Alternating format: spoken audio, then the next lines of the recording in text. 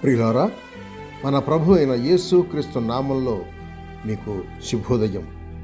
ఆయనను గూర్చి అనుదిన ఆత్మీయ ఆహారం ఫిబ్రవరి 8 ప్రభుదినం. నేటి మన ధ్యాన లేఖనం కొరింథీయులకు రాసిన 2వ పత్రిక 9వ అధ్యాయం 15వ వచనం. చెప్పశక్యము కాని ఆయన వరమును గూర్చి దేవునికి స్తోత్రములు. వ్యాఖ్యానాంశం చెప్పశక్యము కాని దేవుని వరము. వ్యాఖ్యానాంశం చెప్పశక్యము కాని దేవుని వరము 2వ భాగం. వ్యాఖ్యానం: వివేకం గల మానవునికి దేవుడు తను ప్రత్యక్షపరుచుకున్నాడు. బైబిల్ అను దేవుని వాక్యంలో దేవుడు ప్రత్యక్షపరుచుకున్నాడు. దేవుని వాక్యంలో మనం ఆయన ప్రత్యక్షణ చూడగలం. సృష్టి సంబంధమైన వరాల కంటే దేవుని వాక్యం అనే వరం ఎంతో గొప్పది. ఆహా, దేవుని వాక్యం ఎంత అమూల్యమైన వరం!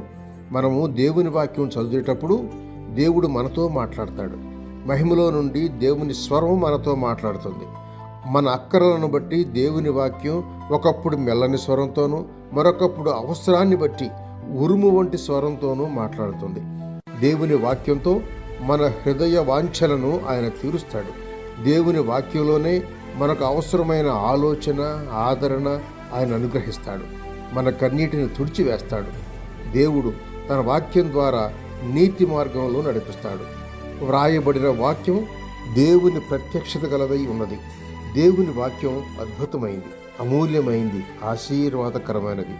అట్టి శ్రేష్టమైన గ్రంథాన్ని చదువుతున్నావా? బైబిల్ నిజంగా బహుశ్రేష్టమైన పుస్తకం. లోకంలో పుస్తకాలు మస్తుగా ఉన్నాయి, అయితే బైబిల్కు సాటి అయినది వాటిలో ఒక్కటి కూడా లేదు. అయినా బైబిల్ చెప్పశక్యము కాని వరం అనబడం లేదు. మరొక వరాన్ని గూర్చి కూడా మనం ఆలోచిద్దాం. ఆ వరం పైనుండి వచ్చు వరం, పరిశుద్ధాత్మ అను వరం. అపొస్తలుల కార్యములో 2:38 చూడండి.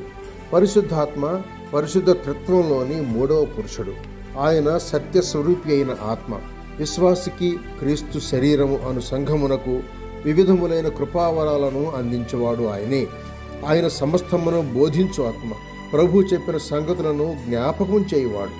ఆయన యేసు క్రీస్తును గూర్చి సాక్ష్యమిచ్చు ఆత్మ, ఆదరించు ఆత్మ, శక్తినిచ్చు ఆత్మ, ధైర్యపరచు ఆత్మ.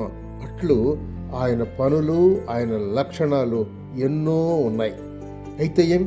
పరిశుద్ధాత్మ అను వరము చెప్పశక్యము కాని వరము అని దేవుని వాక్యంలో చెప్పబడి ఉండలేదు. అందుచేత ఆయన పరిశుద్ధాత్మ చెప్పశక్యము కాని వరము కాదు. అలాగైతే చెప్పశక్యము కాని ఆయన వరమును గూర్చి దేవునికి స్తోత్రములు అను వాక్యము ఎవరిని గూర్చినది? సశేషం సహోదరుడు ఎం. డేవిడ్సన్. శుభములతో వందనాలు.